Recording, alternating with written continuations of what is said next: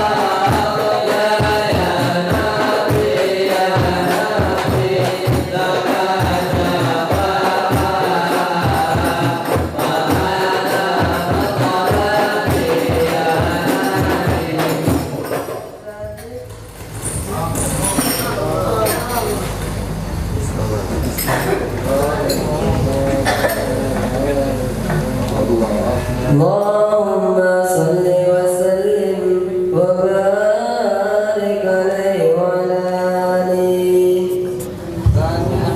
الرحيم. الحمد لله الذي أرسل رسوله بالهدى ودين الحق ليظهره على الدين كله ولو كره المشركون. أشهد أن لا إله إلا الله وحده لا شريك له وأشهد أن محمدا عبده ورسوله لا نبي بعده. اللهم صل وسلم وكرم وعظم على سيدنا وحبيبنا وشفيعنا وذخرنا وصفينا وقرة أعيننا مولانا محمد صلى الله عليه وسلم وعلى آله وصحبه ومن سار على نهجه إلى يوم القيامة. أما بعد. Rabbi yssir wa la tu'assir, Rabbi tammim bil khair. Rabbana israh lana sudurana wa yassir lana umurana wa umural muslimin wahlul 'uqdatam min lisanina yafqahu qawlana. Bisanadina al-muttasil ila imamil khatimatil hufaz al-imam Jalaluddin As-Sayyidi rahimahullahu ta'ala wa qaddasallahu sirrah wa adama nafa'a bi ulumihi wa barakatihi wa nafahatihi wa madadihi wa karamatihi fid dharain amin. Kita lanjutkan hadis nomor 5409. Hadis diriwayatkan daripada Sayyidatina Maimunah binti Sa'ad. Hadis hasan. Nabi sallallahu alaihi wasallam bersabda, Adzabul qabri min atharil baul. Azab kubur itu disebabkan dari bekas kencing, dari bekas buang air kecil. Min disebut dengan min ta'liliyah. Ada penambahan makna dari karena. Azab kubur dari karena, atau azab kubur disebabkan dari bekas buang air kecil. Faman asabahu baulun, maka siapa saja yang mengenai akannya oleh buang air kecil, air seni, ini bahasa Indonesia yang paling halus untuk kencing. Air seni, seniman. Faman asabahu, maka siapa saja yang mengenai akannya oleh air seni, fal yaghsilhu, maka hendaklah ia mencucinya. Apa? Apa? Mencucinya apa? Hah? Kencing dicuci? Itu apa dicuci kencing? Dia mengdair, apa yang dicuci? Apa? Hah? Kalau diartikan tempat, tidak bisa dikembalikan dhamir ke tempat, karena di belakang tidak ada tempat. Kata Sa'di di sana lagi majaz.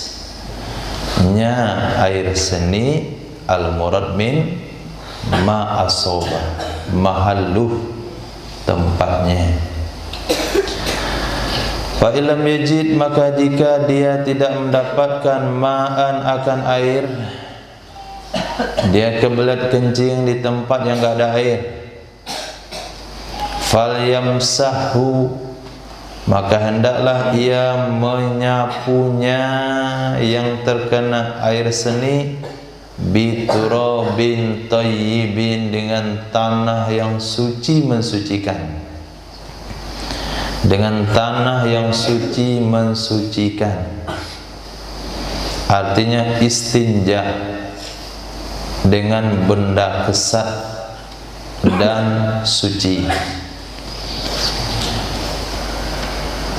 Hati-hati ketika buang air kecil. Klosetnya kecil, cekung, lalu antum kebelet ngantri nomor 7, pas masuk WC, kloset kecil, cekung, tekannya kuat, keluar embun. Kena ke bagian kaki, kalau tidak dicuci sholatnya enggak sah, maka dia akan diazab dalam kubur. Kalau kaki celananya enggak digulung, kena percikan tersebut, maka dia kena azab dalam kubur, karena pakaian yang dipakai tidak suci. Kalau WC-nya kecil dan sempit atau besar WC-nya seperti di Islamik, Islamik antum lihat lah. Siapa yang lihat Islamik? WC-nya besar, klosetnya tinggi, embernya rendah.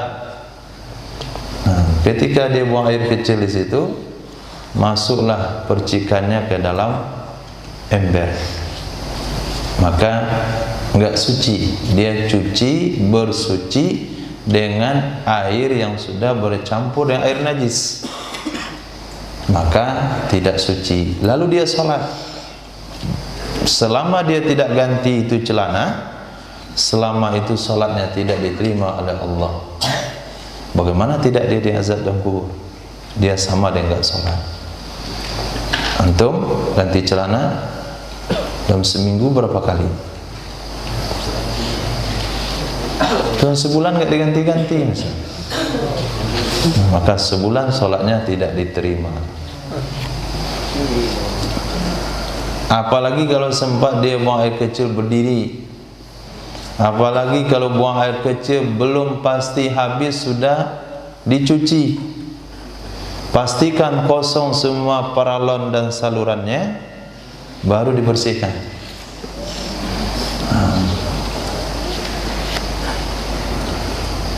Kalau tidak, ketika antum berdiri menetes satu tetes dia, maka sholatnya tidak sah, dia diazab dalam kubur.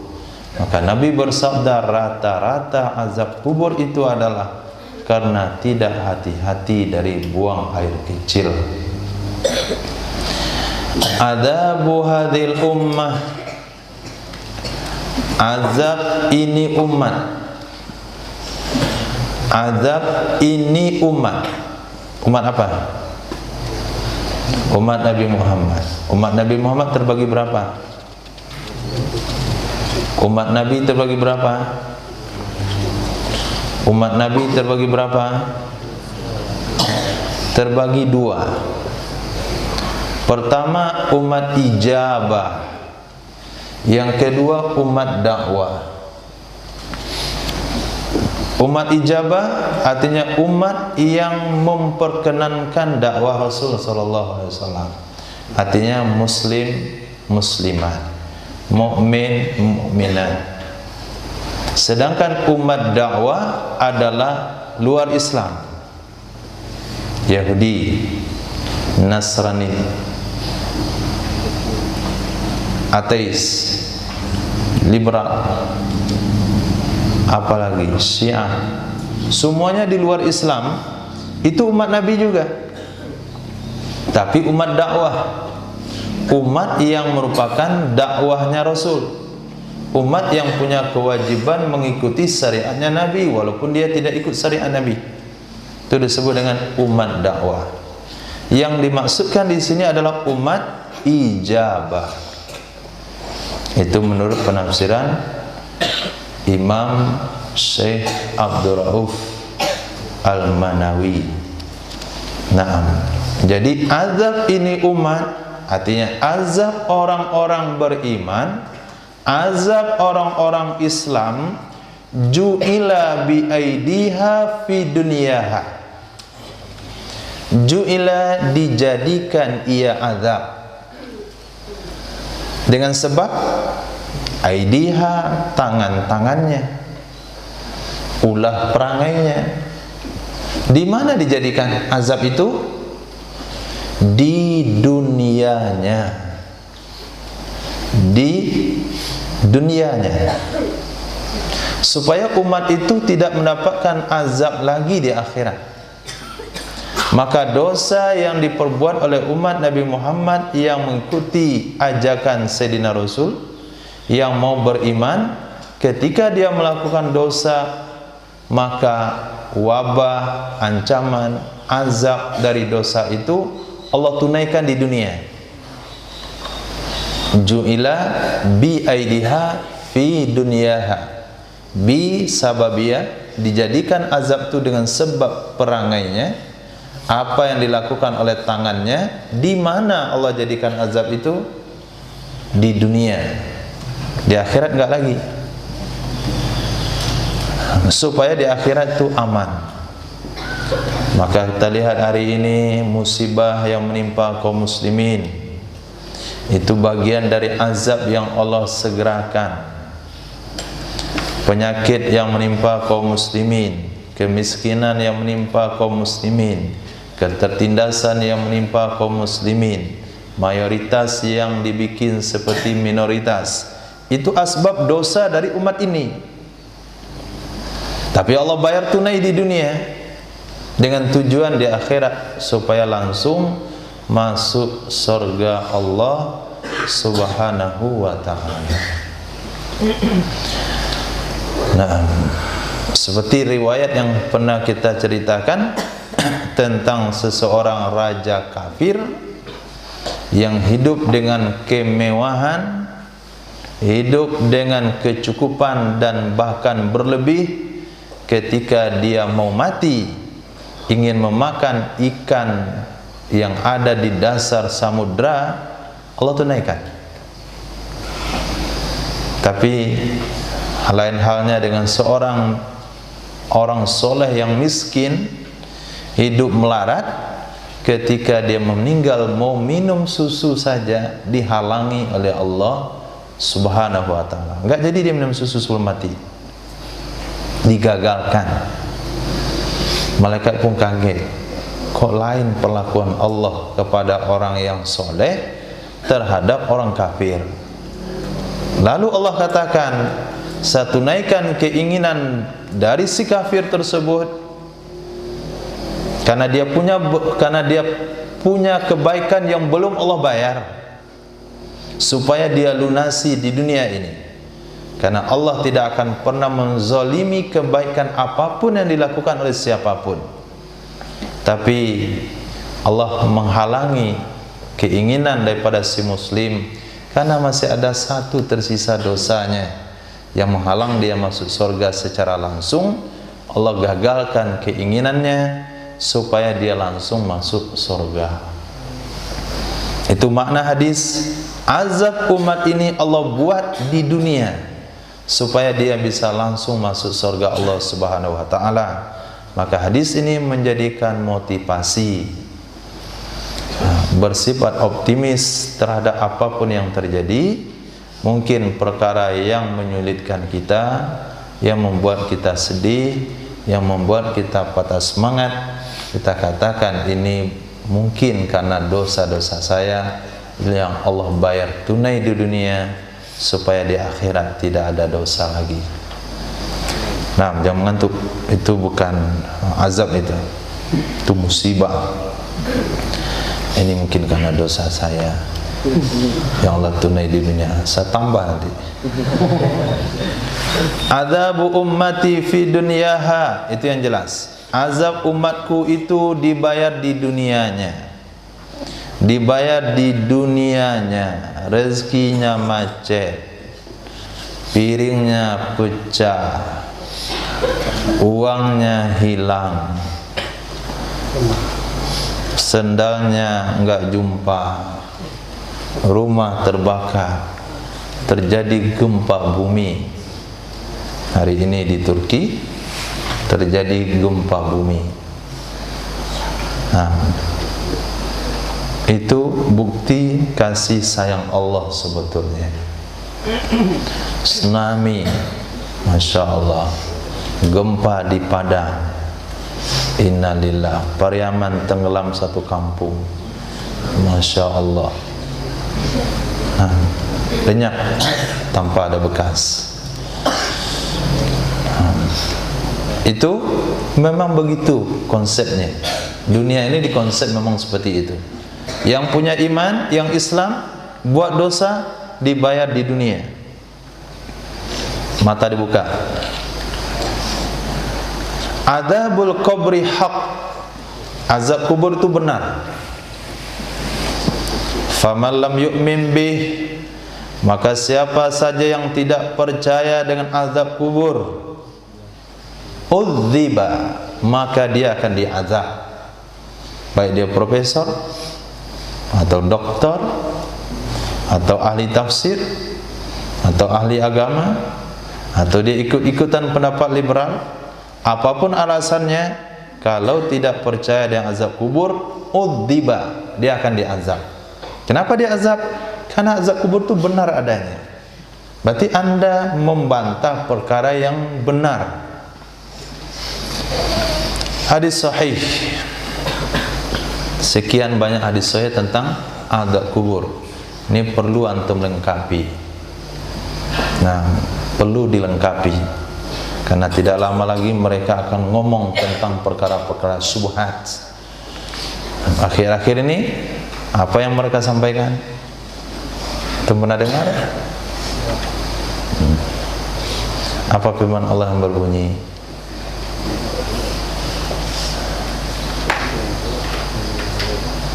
Masya Allah, lupa maksud ayatnya.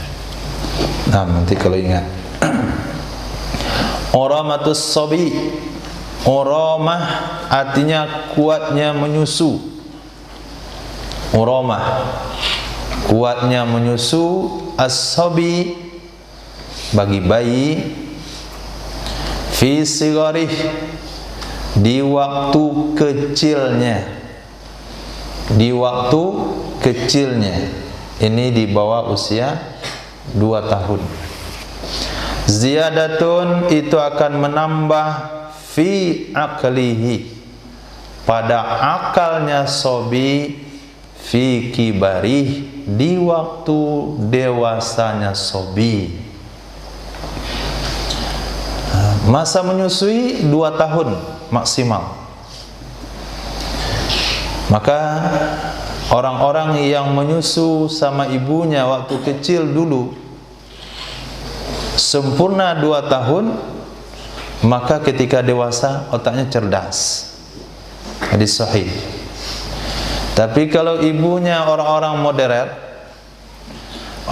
wanita-wanita karir, menyusukan anak cukup 6 bulan saja, setelah itu diganti dengan susu sapi, maka perangai anaknya hari ini seperti sapi. Nah, menular sifat susu itu kepada jati dirinya.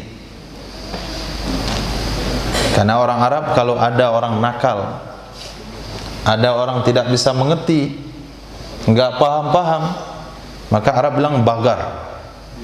Anta bagar. Kamu sapi. Kenapa enggak mengerti-mengerti? Kenapa enggak paham-paham? Memang waktu bayi minumnya bukan susu ibunya, tapi susu kaleng. Keras otaknya seperti kaleng gitu. Tapi orang-orang kuno yang waktu itu jangankan untuk beli susu anak, pempes saja nggak ada. Itu dibalut dengan kain-kain rusak, sarung-sarung yang sudah robek, dipotong-potong, dibungkus, potong-potong, dibungkus. Itu anaknya disusui selama 2 tahun sempurna, sehingga otaknya sempurna, pemahamannya sempurna. Nah, coba tanya nanti, satu kecil dulu disusui berapa lama? Nah, kalau cuma sebulan, Masya Allah. sekian persen dalam otak dia adalah jati diri sapi. Kalau diganti dengan susu kambing, jati diri kambing.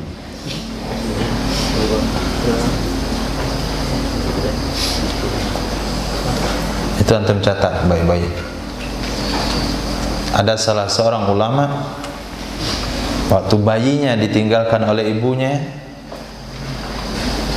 kemudian dia menangis, lalu datang tetangganya menyusukan si bayi itu,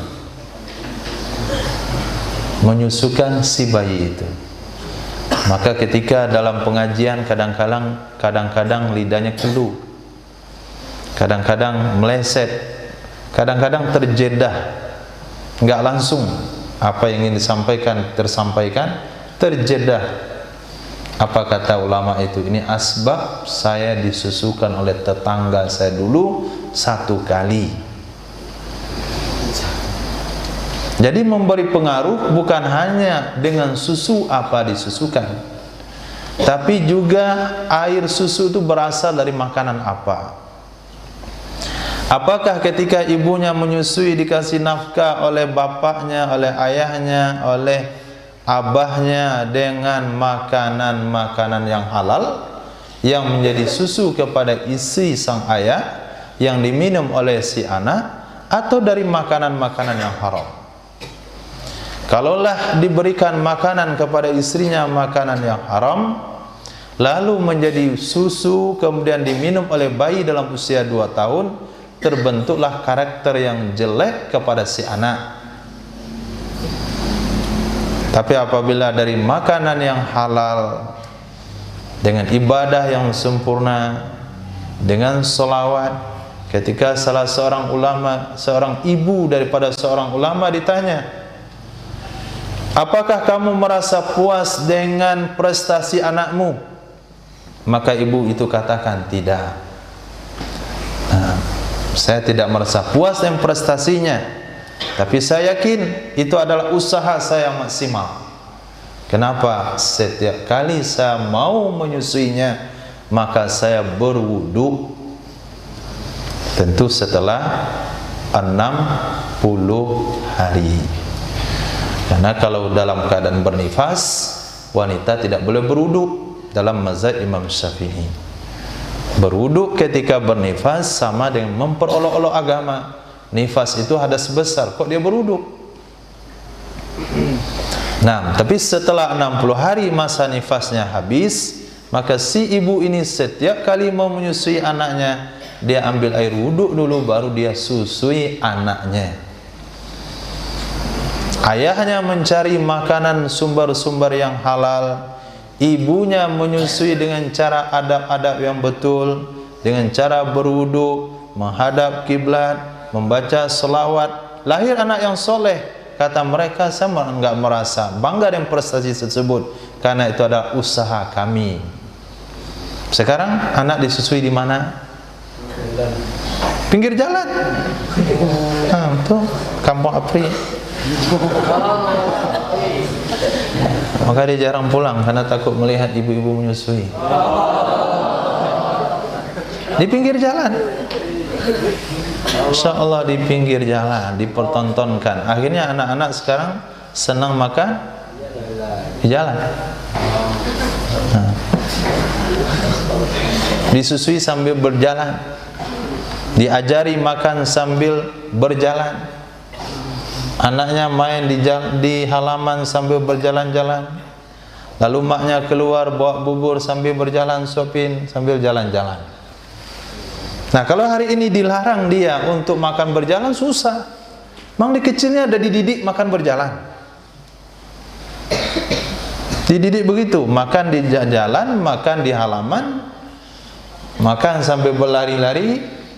Itu didikan waktu kecil. Nah, disuapin satu suap, lari anaknya, diikutin ke situ, disuapin nanti satu suap, bermain lagi. Akhirnya makannya main-main. Coba ketika dia mau disapi itu, mau dikasih makan, dudukkan dia di lem itu satu tempat, ikat, duduk, pakai peci, baru suapin. Wuduk dulu, nggak mau wuduk, angkat, celup dan bak.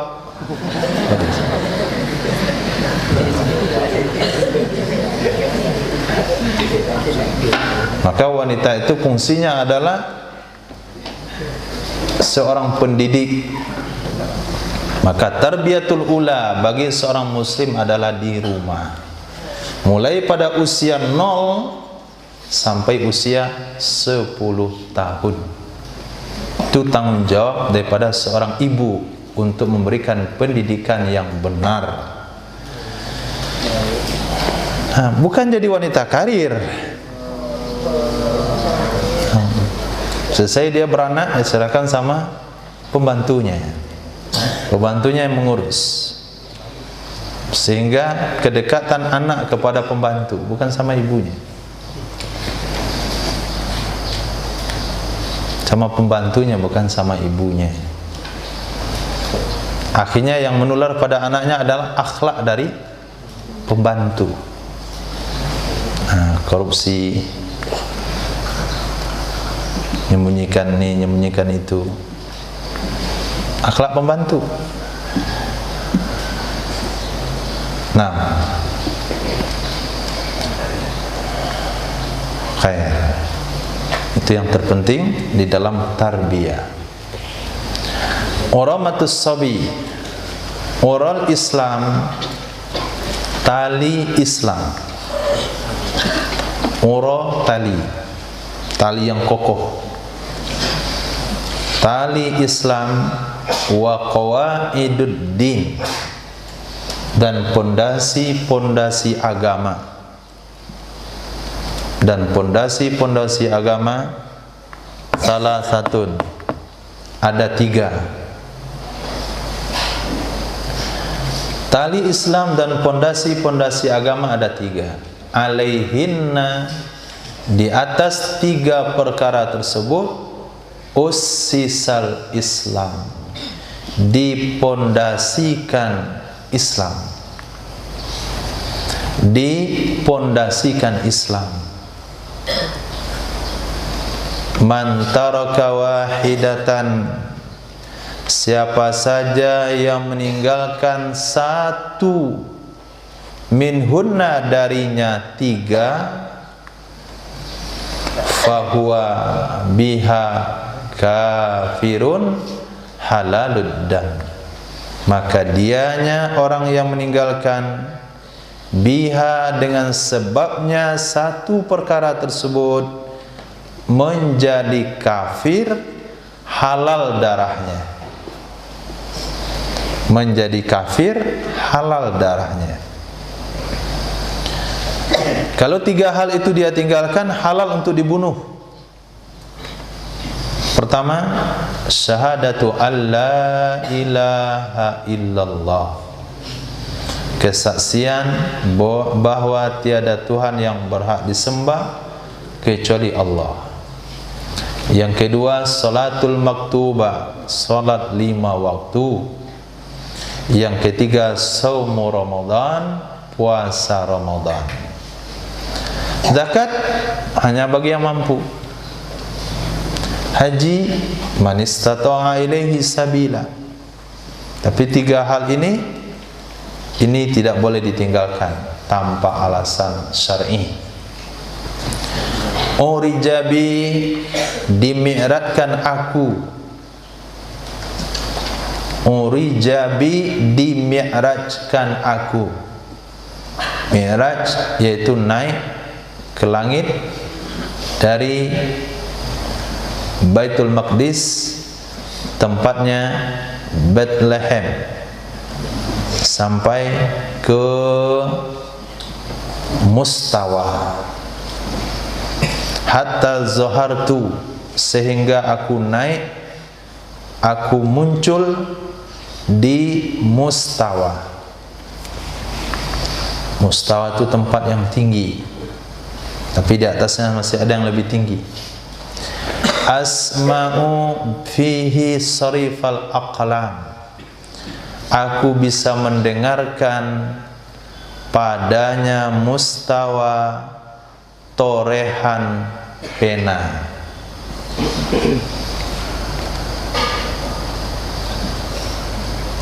Ada yang tuh menulis yang ketika tulisannya bisa dibaca di 3 lembar setelahnya. Nah, ada yang menulis begitu? Anak itu hari ini daun apa, dari pohon apa, berapa lembar, menit ke berapa, di hutan belantara yang mana. Itu tidak ada yang tanpa ada catatannya di Lauh Mahfuz. Semuanya tercatat. Pasir yang bergeser di pantai karena tiupan angin sudah ditulis di Lauh Mahfuz sebelum itu diciptakan.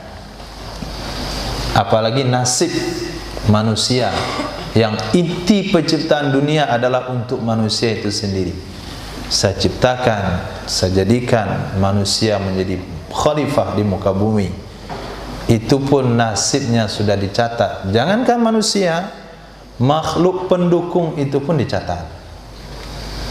Ada semut mati gara-gara antum sujud, itu sudah dicatat di Lauh Mahfuz. Semut yang mati, apalagi kucing yang mati. Bulu hidung yang jatuh, tanggal berapa, dari hidung siapa, sudah tercatat di Lauh Mahfuz.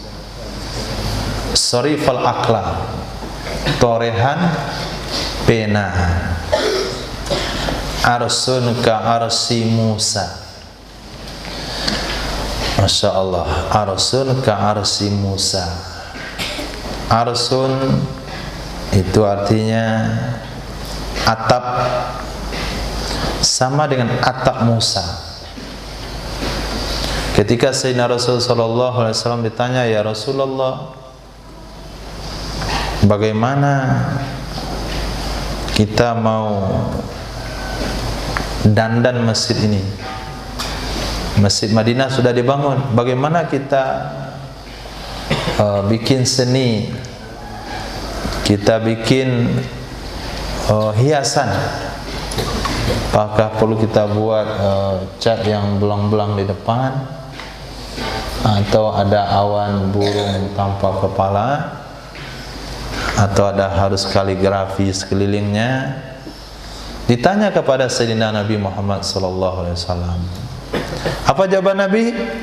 Atapnya sama dengan atap Nabi Musa, yaitu dari pelepah kurma saja. Selesai. Jadi begitu sederhananya bangunan Islam, bangunan daripada Masjid Nabi. Ketika hujan turun, masuk air dari atas. Mirip dengan bangunan kita mungkin, mirip sedikit. Ketika hujan total dah seharian, masuk air dari bawah.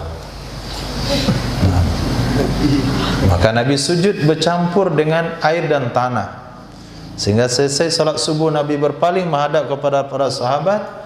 Nampak di dahi dan hidung Nabi tanah yang menempel. Tidak ada sejadah, tidak ada sejadah, tidak ada lampu. Kalau terik matahari yang panas kepanasan, tidak ada kipas. Ini ada kipas, alhamdulillah, walaupun mati, tapi kan ada kipas. Begitu sederhananya bangunan di zaman Nabi sallallahu alaihi wasallam. Arada alayya Rabbi, telah menawarkan kepada saya. Arada, menawarkan. Alayya, kepada saya. Rabbi, oleh Tuhan saya. Susah diterima kalau pakai saya. Arada alayya, telah menawarkan kepadaku. Rabbi, oleh Tuhanku. Liyaja'ala, supaya ia menjadikan li, bagiku, Badha Makkah. Badha Makkah, bebatuan kota Makkah. Itu mana Badha? Zahaban, menjadi emas. Itu tawaran daripada Allah. Wahai Muhammad, maukah engkau aku jadikan batu-batu di kota Makkah ini menjadi emas, dan dia ikut kemana engkau pergi? Bukan perlu dibawa, dia ikut kemana engkau pergi. Dalam riwayat yang lain, gunung Uhud. Wahai Muhammad, maukah engkau kujadikan Uhud ini menjadi emas yang ikut kemana engkau pergi? Fakultu, saya jawab, kata Nabi, la ya Rabbi, enggak perlu wahai Tuhanku. Kalau tawaran ini kepada antum, dan tahu bedanya sama Nabi? Nah,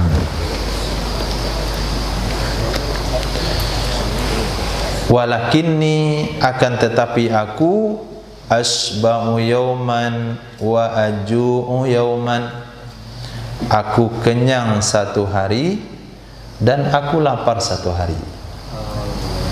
Asba'u yauman, aku kenyang satu hari dan aku lapar satu hari. Fa idza ju'tu, maka apabila aku lapar, tadarraqtu ilaika, aku merengek kepadamu. Tadarraq bukan rendah diri, rendah diri artinya tawadu. Bahasa Arabnya tawadu. Ini tadarraq, merengek. Seperti bayi minta mainan. Anak-anak minta dibeliin mainan. Tadarraqtu ilaika, aku merengek kepadamu, wa dzakartuka, dan aku mengingatmu. Wa idza syabi'tu, apabila aku kenyang, hamidtuka, aku memujimu. Alhamdulillahilladzi at'amani wa saqani wa ja'alani minal muslimin. Alhamdulillahilladzi at'amani bila haulin minni wala quwwata. Alhamdulillahilladzi at'amani huwa afdal wa ahsan. Hamidtuka wa syakartuka, dan aku bisa bersyukur kepadamu. Itu yang diinginkan oleh baginda Rasul sallallahu alaihi wasallam. Sehingga Nabi pernah berdoa dalam sebuah riwayat yang tidak dianjurkan untuk dibaca oleh imam. Apa doa Rasul? Allahumma ahyini miskinan wa amitsni miskinan wa ahsyurni fi zumara'il masakin. Itu jangan dibaca. Boleh untuk individu pribadi, imam enggak boleh baca. Kenapa? Karena tidak sependapat semuanya. Bahkan kalau dibaca oleh imam, sebagian mengatakan la amin ya Allah. Ada yang diam saja, enggak mau ngaminin. Ada yang ekspresinya lebih la amin ya Allah. Kok pakai la pangkalnya? Dia enggak mau sependapat dengan orang itu. Yang jadi imam kebetulan ahli zuhud. Memang sudah hampir mirip dengan Nabi. Asba'u yawman wa aju'u yawman. Saking tingginya ghirahnya, Allahumma ahyina miskinan wa amitna miskinan. Yang lain bilang tolak balaan.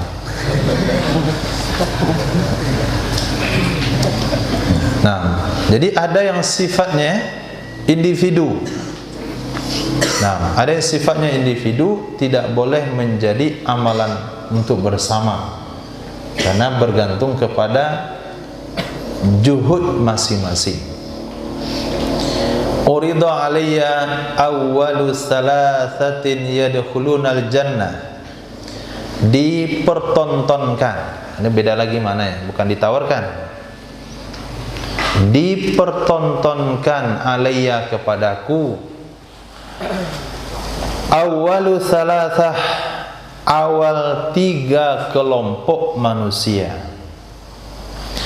yadkhulunal jannah, yang mereka akan memasuki surga. 3 kelompok pertama yang akan masuk surga, yang lain belum. Wa awwalu thalathatin, dan awal 3 kelompok, yadkhulunan nara, yang mereka akan masuk ke dalam neraka. Fa amma awwalu thalathatin, maka adapun awal 3 kelompok, yadkhulunal jannata, yang mereka akan masuk surga adalah fasyahid, orang mati syahid. Ini yang pertama sekali masuk surga, syahid. Kenapa? Karena dia yang pertama sekali berkorban untuk agama. Yang kedua, mamluk, budak sahaya, ahsana ibadata rabbih, yang membaguskan ibadah Tuhannya, yang membaguskan ibadah kepada Tuhannya. Wa nasaha li sayyidih, dan berbakti kepada majikannya. Kita sering dengar orang-orang soleh di kalangan para budak-budak dan sahaya. Suatu saat, suatu ketika, ada salah seorang yang lumpuh dari kecil, sembuh di pagi hari itu. Dia lumpuh dari kecil, nggak bisa berjalan, sembuh di pagi hari itu bisa berjalan. Lalu dia ditanya, kenapa kamu bisa sembuh? Kata dia, atawassalu bisolihil amal min hadhil ammah. Aku bertawassul dengan amal soleh daripada budaknya si fulan. Ya Allah, dengan kesolehan budak si fulan itu, sembuhkan aku dari lumpuh. Disembuhkan oleh Allah Subhanahu wa ta'ala. Akhirnya majikannya juga kaget. Kenapa budak saya semujarab itu ya? Kenapa orang lumpuh bisa sembuh dengan amalnya? Belum dia yang berdoa, baru orang lain berdoa, bertawasul dengan amal si budak. Maka majikannya mengintip apa amalan budak ini. Pada di siang hari dia sibuk melayani tuannya, menunaikan kewajibannya bagi seorang budak.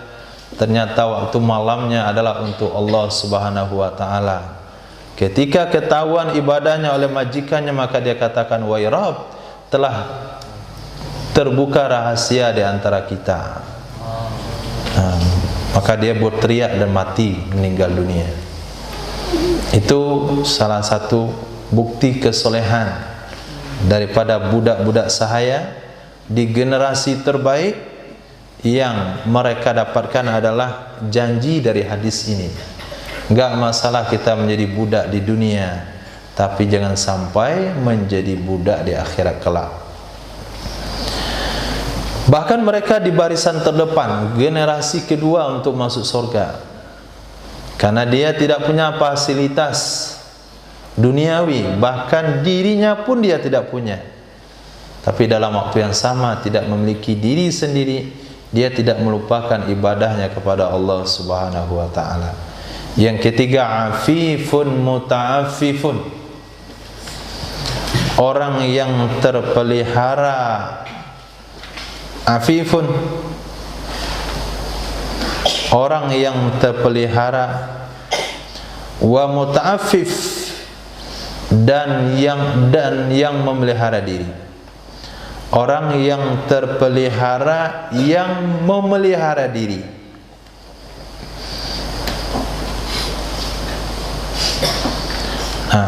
Apa maksud afif? Maknanya menjaga diri dari menerima perkara yang tidak halal. Itu makna afif. Menjaga diri dari menerima perkara yang tidak halal.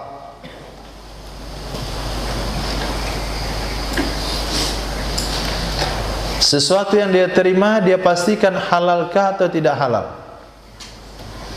Enggak mau disogok, enggak mau dikasih barang-barang haram. Kemudian muta'afif, berusaha menjaga diri untuk tidak meminta kepada manusia. Muta'afif, menjaga diri untuk tidak meminta kepada manusia. Ada orang yang mau memberi tapi barang haram.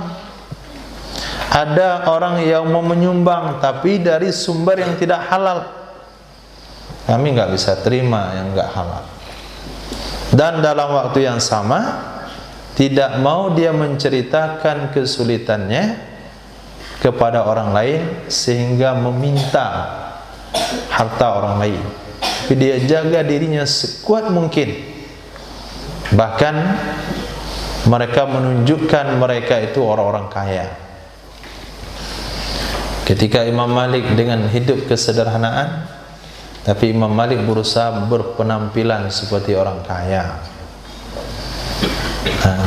Kata Imam Malik, pakaian saya ini mengatakan, membuat orang lain berkata, kasihlah saya, kasih saya. Pakaian Imam Malik menyebabkan orang lain mengatakan, tolong kasih saya, tolong kasih saya. Tapi pakaian yang kamu pakai itu menyebabkan orang lain untuk memberimu. Nah, kasih fulan, tolong kasih fulan. Dia orang beranggapan dia orang miskin karena dia penampilannya meminta-minta kepada orang lain. Ini prinsip daripada Imam Malik rahimahullah. Nah, itu makna muta'affif, bahagian daripada muta'affif. Maka ketika jumpa dengan orang-orang yang kaya raya, antum pakai pakaian yang bagus yang dipunya. Pakai baju yang bagus, cari peci yang bagus, pinjam jam tangan kawan yang bagus, tapi jangan diambil, pinjam jam tangan kawan yang bagus. Kemudian datang ke situ pakai sendal yang bagus, Masya Allah, sehingga orang mengatakan ini tidak perlu dikasih karena dia mafan, padahal nggak punya uang. Mafis fulus. Tadi dah lapar, bibir kering, tapi berusaha dibasahi. Ambil parfum sedikit, ada sini, kayak ada minyak gorengan baru dimakan. Pegang tusuk gigi, padahal nggak ada yang perlu ditusuk. Gigit, seperti baru selesai mampir di restoran. Padahal lapar. Itu makna muta'affif, menutupi diri supaya tidak dikenali kondisinya. Nah, kalau dia punya prinsip seperti itu, punya kemampuan seperti itu, boleh meninggalkan usaha duniawi. Sampai pada tahap yahsabuhumul jahiluna minal agniya. Sampai orang-orang yang tidak kenal kondisinya menganggap dia orang-orang kaya. Tapi kalau sampai sikap, perilaku, isyarat-isyarat yang mengatakan dia perlu dan butuh, maka dia tidak boleh meninggalkan usaha. 6. Itu termasuk orang-orang yang pertama masuk surga, karena dia berusaha mengekang nafsunya untuk tidak meminta kepada orang lain, baik secara langsung maupun secara isyarat. Wa amma awwalu thalathatin, adapun yang pertama dari 3 kelompok, yadkhulunan nar, yang mereka akan masuk ke dalam neraka, adalah amirun musallatun, pemimpin yang dikuasai. Artinya pemimpin boneka. Pemimpin memang, tapi dia tidak punya kebijakan. Kebijakannya dari orang lain. Dia hanya wayang. Dia cuman boneka. Dia cuma son, penyampai pesan dari orang-orang yang ada di baliknya. Kamu umumkan pagi ini BBM turun. Siapa? BBM turun dari 9.000 menjadi 8.950 rupiah. Kan turun juga itu 50 rupiah. Kamu umumkan lagi naik 1000. Kemarin diturunin 50, sekarang naik 1000. Nah, itu yang pertama masuk neraka. Di tanganmu ada kekuasaan tapi kamu nggak gunakan. Di tangan kamu ada kebijakan yang baik tapi kamu tidak manfaatkan. Kamu mengikuti pendapat atau kebijakan-kebijakan orang lain. Seharusnya kamu yang bertanggung jawab untuk keselamatan umat, tapi kamu dikendalikan supaya merugikan umat. Berdiri. Yang mengantuk.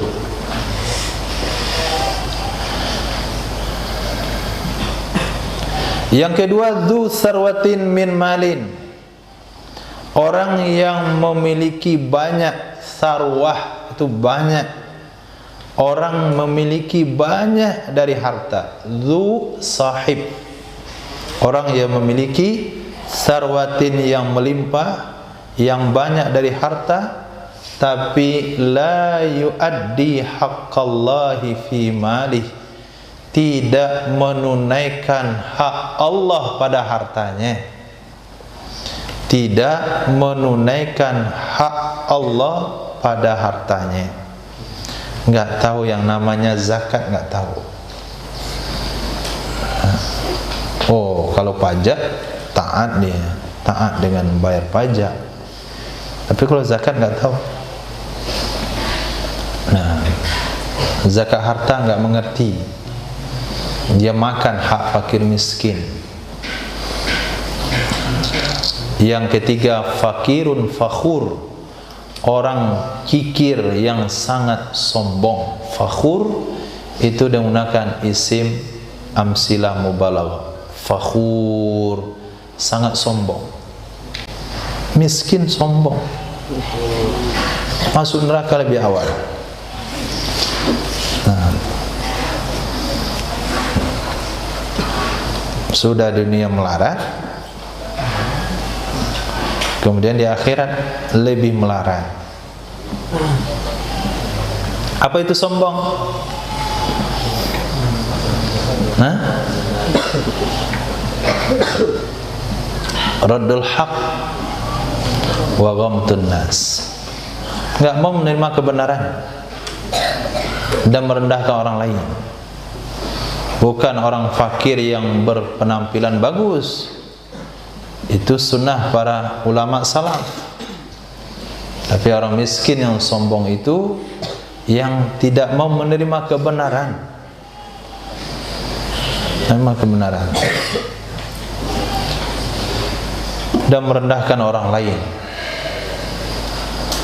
Uridat alayyal jannatu, telah dipertontonkan kepada saya al jannatu wan nar, surga dan neraka. Surga dan neraka. Anifan, baru saja. Ada riwayat ini ketika sholat Isya. Sholat Isya. Fi urdi hadal haid, pada hamparan ini dinding. Pada hamparan ini dinding, yaitu dinding di depan mihrab Nabi SAW. Falam aro, maka aku tidak melihat kal yaumi, seperti hari ini. Sebelumnya aku pernah lihat. Waktu Isra Mi'raj aku diperlihatkan oleh Allah, tapi tidak pernah aku lihat seperti hari ini. Hari ini lebih jelas lagi. Fil khairi wasyarr, pada kebaikan-kebaikan dan kejahatan-kejahatan. Sehingga dalam riwayat tersebut Nabi SAW dalam waktu sholat seolah-olah Nabi mau melangkah ke depan, mau menjangkaukan tangannya begini, enggak jadi.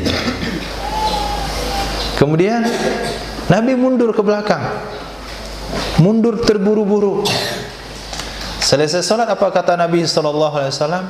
Baru saja diputarkan di depan saya, di depan dinding ini, bagaimana suasana surga, sehingga aku melihat tandan buah-buah dalam surga, dan aku hampir mengambilnya.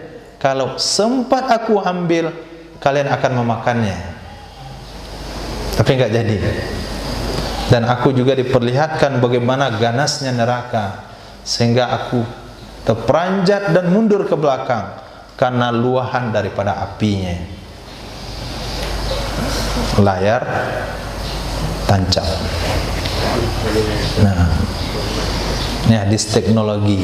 Sebelum mereka berbicara tentang layar tancap, tentang TV, menampilkan gambar di dinding, telah ada dalam hadis Nabi SAW. Tapi sahabat enggak memikirkan hari itu.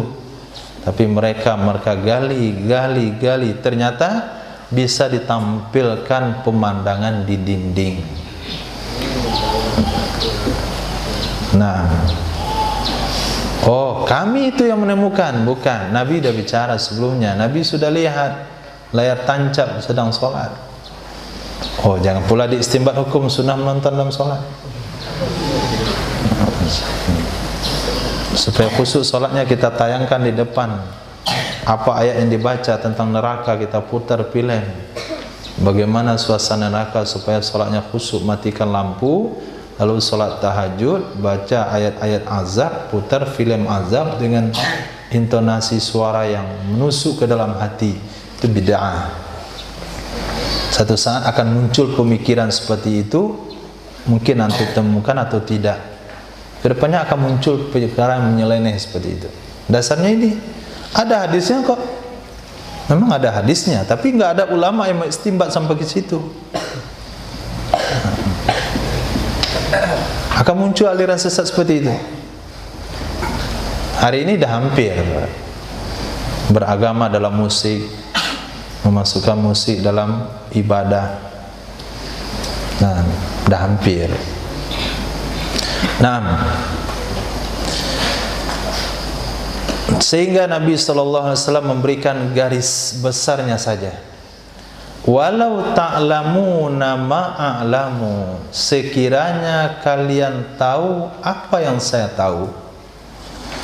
Lau ta'lamuna ma'a'lamu, jikalau kalian tahu apa yang saya tahu, la dahiktum qalila, sungguh kalian akan tertawa sedikit sekali. Qalila, isim amsilah mubalaghah, sedikit sekali. Wala baqaitum katsira, sungguh kalian menangis banyak sekali atau sering sekali. Tapi karena kita tidak tahu hakikat yang sesungguhnya, maka kita tidak menangis. Sedikit sekali menangisnya, sedikit sekali. Ketika barangnya hilang, sering tertawa. Bahkan setelah Isya dah mengantuk, baca Waqiah, selesai ba'diyah, witir, langsung tertawa. Nah, semuanya tertawa. Lihat lucu sedikit, tertawa. Nabi bersabda, itu karena kalian enggak tahu apa hakikat yang sesungguhnya. Nah, karena tidak tahu, maka kita ikut dengan yang tahu. Karena kita tidak melihat, ikut dengan orang yang melihat, yaitu Sayyidina Rasul sallallahu alaihi wasallam. Uridat alayya ummati, dipertontonkan kepadaku umatku. Uridat alayya, dipertontonkan kepadaku ummati bi'amaliha, umatku dengan amal-amalnya, hasaniha, yang baik-baiknya, wasayyiha, dan yang jelek-jeleknya. Semuanya telah diperlihatkan kepada baginda Rasul, mulai pada generasi sahabat sampai amal umat akhir zaman. Maka waktu itu Nabi sudah tahu ada umat yang merokok. Nabi dah tahu di abad keberapa muncul rokok. Kemudian ada main PS, pakai handphone, dan diperlihatkan juga pada Rasulullah. Nah, sampai kepada amalan umat akhir yang paling akhir sekali. Aku lihat semuanya, yang bagus-bagusnya juga, yang huruf jalan kaki tapi enggak pakai kaki. Kemudian ada jenis umat yang zuhud, yang wara. Kemudian ada yang menghafal Al-Quran, ada yang mengaji, ada yang sholat, ada yang zikir saja.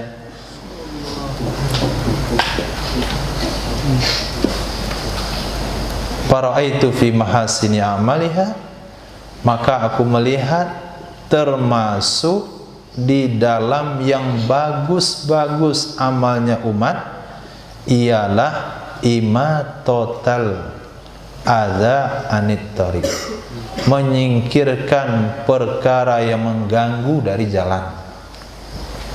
Itu termasuk amal baik, menyingkirkan perkara yang mengganggu jalan. Amal baik itu. Dapri, menyingkirkan perkara yang mengganggu jalan. Itu termasuk min mahasini amali, amal baiknya umat ini. Tapi enggak ada umat yang mau melakukan. Wa ra'aitu fi sayyi a'maliha, aku melihat yang termasuk yang jelek amalnya umat ini an-nukha'ah fil masjid, membuang dahak di dalam masjid, lam tudfan, yang tidak dikuburkan, yang tidak ditimbun. Bahasa ditimbun itu adalah bahasa sahabat. Nabi bersabda, khatibun nas ala qadri ukulihim, ajak orang bicara sesuai dengan akal pemikirannya. Kalaulah Nabi sabdakan waktu itu termasuk amalan yang jelek adalah membuang kerak hidung di bawah karpet, maka sahabat enggak mengerti. Karpet wahai Rasul, mawa karpet ya Rasulullah? Sulit untuk dijelaskan. Karena masjid Nabi tidak ada karpetnya, yaitu hamparan pasir. Maka kalau sekiranya sahabat mau buang air liurnya, dahaknya di dalam masjid, gali lubang, buang, timbun. Tapi kalau dibuang tidak ditimbun, itu termasuk amal jelek. Nah, maka pada hari ini konsepnya bagaimana mau dibuang ditimbun.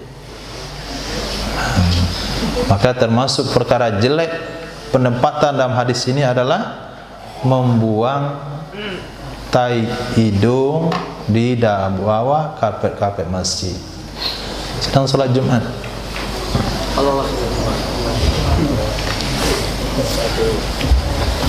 Dilapkan ke karpet. Allahu Akbar, hidungnya keluar ingus. Pas sujud langsung. Nanti datang orang sujud setelah itu. Lupa dia, subhanarabbil azimi wa bihamdihi. Hilang konsentrasinya. Pulang masjid langsung deh flu. Kenapa? Corona saya kayaknya sujud tadi. Bukan kena corona, kamu kena flu. Tercium ingus orang tadi sholat di situ. Itu termasuk daripada sayyi a'mali, amalan jelek, mengotori masjid dengan kotoran apapun. Kuku yang dibuang di situ, ingus, tai hidung, tai telinga, kotoran tangan, semuanya, gorengan, masukkan bawah karpet. 6. Masya Allah. Maka perlu dijaga kebersihan masjid. Kalau tidak dijaga termasuk daripada amalan jelek yang Nabi sudah diberitahukan oleh Allah Subhanahu wa ta'ala. Cukup insya Allah.